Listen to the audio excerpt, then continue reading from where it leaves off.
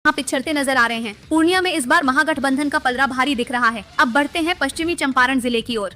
यहाँ कुल 9 विधानसभा सीटें आती हैं। ताजा रुझानों के अनुसार आरजेडी कांग्रेस गठबंधन को 7 सीटों पर, जेडीयू बीजेपी गठबंधन को 1 सीट पर और एआईएमआईएम को 1 सीट पर बढ़त मिलती दिख रही है। जनस्वराज पार्टी का यहाँ खाता साफ रहता नजर आ रहा है। पश्चिमी चंपारण में इस बार महागठबंधन ने मजबूत पकड़ बना ली है। अब बढ़ते हैं लखीसराय जिले की ओर। लखीसराय में कुल 2 विधानसभा सीटें हैं और दोनों सीटों पर आरजेडी कांग्रेस महागठबंधन को बढ़त मिलती दिखाई दे रही है। एनडीए, जनस्वराज और एआईएमआईएम तीनों यहाँ पिछड़ते नजर आ रहे हैं। लखीसराय में मुकाबला बिल्कुल एकतरफा दिख रहा है। अब बढ़ते हैं शिवहर जिले की ओर। शिवहर में केवल 1 विधानसभा सीट है और इस सीट पर भी आरजेडी कांग्रेस गठबंधन को बढ़त मिलती दिखाई दे रही है। एनडीए, जनस्वराज और एआईएमआईएम का यहाँ खाता खुलने की संभावना नहीं है। अब बात करते हैं बक्सर जिले की। बक्सर में कुल 4 विधानसभा सीटें हैं और रुझानों के अनुसार आरजेडी कांग्रेस गठबंधन को 3 सीटों पर और जेडीयू बीजेपी गठबंधन को 1 सीट पर बढ़त मिलती दिखाई दे रही है।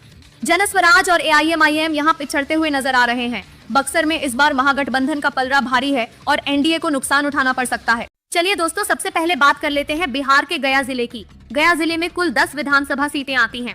ताजा रुझानों के अनुसार यहाँ नीतीश कुमार की जेडीयू बीजेपी एनडीए गठबंधन को 5 सीटों पर बढ़त मिलने का अनुमान है, जबकि तेजस्वी यादव की आरजेडी कांग्रेस महागठबंधन को भी 5 विधानसभा सीटों पर फायदा मिलता दिख रहा है।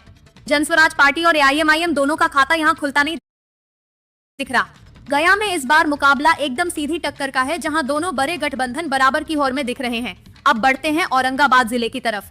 औरंगाबाद में कुल 6 विधानसभा सीटें हैं और यहां जेडीयू बीजेपी गठबंधन को 4 सीटों पर और आरजेडी कांग्रेस गठबंधन को 2 सीटों पर बढ़त मिलने के संकेत हैं। जनस्वराज पार्टी और एआईएमआईएम को यहां 0 सीट मिलने का अनुमान है, यानी औरंगाबाद जिले में एनडीए फिलहाल मजबूत स्थिति में नजर आ रहा है। अब बढ़ते हैं राजधानी पटना की ओर। पटना जिले में कुल 14 विधानसभा सीटें आती हैं और यहां हर सीट का असर बिहार की पूरी राजनीति पर पड़ता है। ताजा रुझानों के अनुसार एआईएमआईएम को 1 सीट पर बढ़त मिल सकती है और जनस्वराज पार्टी को भी 1 सीट का फायदा होता दिख रहा है। आरजेडी कांग्रेस गठबंधन को 5 सीटों पर बढ़त और जेडीयू बीजेपी एनडीए गठबंधन को 8 सीटों पर फायदा मिल सकता है। यानी राजधानी पटना में एनडीए की पकड़ मजबूत नजर आ रही है, लेकिन महागठबंधन भी पीछे नहीं है। अब नजर डालते हैं दरभंगा जिले पर। दरभंगा जिले में कुल 10 विधानसभा सीटें हैं और रुझानों के अनुसार यहां एआईएमआईएम को 0 सीट, जनस्वराज पार्टी को 1 सीट,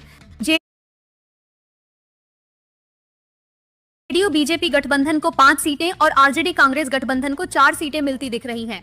यहां भी मुकाबला करीबी है और वोटों का अंतर बहुत कम हो सकता है। अब चलते हैं कैमूर जिले की ओर। कैमूर में कुल 4 विधानसभा सीटें हैं। यहां एआईएमआईएम को 0 सीट, जनस्वराज पार्टी को 1 सीट, आरजेडी को 1 सीट और एनडीए गठबंधन को 2 सीटों पर बढ़त मिलने के संकेत हैं। कैमूर में भी एनडीए थोड़ा आगे दिख रहा है, लेकिन बाकी दल भी